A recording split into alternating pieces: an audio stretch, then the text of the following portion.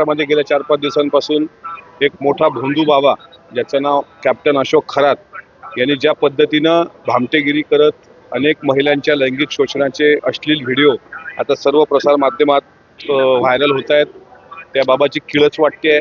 आणि महाराष्ट्राच्या संत परंपरेला काळीमा फासणाऱ्या या कॅप्टन अशोक खरातचं जे दुष्कृत्य आहे ते महाराष्ट्राने बघितलंय। मी महाराष्ट्राच्या मुख्यमंत्र्यांचे आभार पण मानले की त्यांनी लुकआउट नोटीस काढून, कारण तो ऑस्ट्रेलियाला परत जाण्याच्या तयारीत होता, त्याला हे माहीत पडलं होतं की आपला भंडाफोड होणार आहे, पण महाराष्ट्राच्या मुख्यमंत्र्यांनी अत्यंत सतर्कतेनं त्याला सकाळी उचलला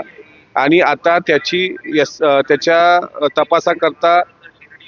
SIT सुद्धा गठीत केली आणि आज दुसरा दिवस आहे सलग त्याची चौकशी सुरू आहे। यात अनेक राजकीय लोकांचे धागेदोरे पण आहेत आणि मी परवा अशी शक्यता वर्तवली होती की VSR व्हेंचर सोबत या बाबाचे संबंध असावेत, कारण 2 सप्टेंबरला जो अघोरी पूजेचा प्रकार या बाबाच्या आश्रमात झाला तो म्हणजे करंगळी कापून शिवाला रक्ताभिषेक करणे आणि त्यानंतर नोव्हेंबर महिन्याच्या 3 दिवसामध्ये ज्यावेळेस शिवरात्री होती आणि अमावस्या होती त्या दिवशी अजितदादांचं निवासस्थान सहयोग सोसायटी बारामती भिगवण रोडला एक अघोरी पूजा केल्या गेली। देवगिरीच्या समोर सुद्धा असाच एक अघोरी पूजेचा प्रकार घडला, त्यामुळे अशोक खरातचा संबंध अजितदादांच्या विमान दुर्घटनेसोबत असण्याची शक्यता नाकारता येत नाही। महाराष्ट्राचं अर्थसंकल्पीय अधिवेशन सुरू आहे,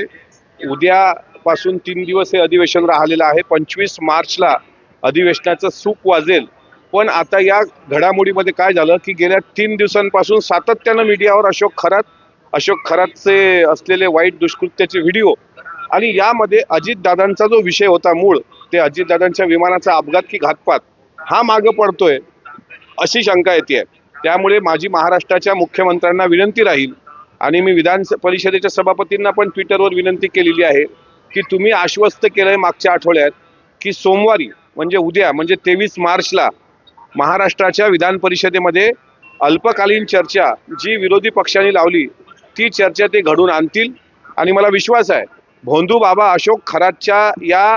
प्रकरणामध्ये अजितदादांचा महत्त्वाचा विषय मागे राहता कामा नये, नाहीतर अधिवेशन संपलं तर अजितदादाचा विमानाचा घात की अपघात की घातपात हा विषय मागे पडेल। म्हणून मी माननीय मुख्यमंत्र्यांना पत्रव्यवहार पण करतोय, उद्या सकाळी त्यांना प्रत्यक्ष भेटणार आहे आणि जितक्या तत्परतेनं SIT गठीत करून अशोक खरात पकडला तसेच अजितदादाच्या विमान अपघाताचे धागेदोरे अशोक खरात सोबत आहेत का ते तपासून आता अजितदादांना न्याय मिळावा याकरताच आमचा झगडा आणि आमचा प्रामाणिक प्रयत्न शेवटपर्यंत सुरू आहे।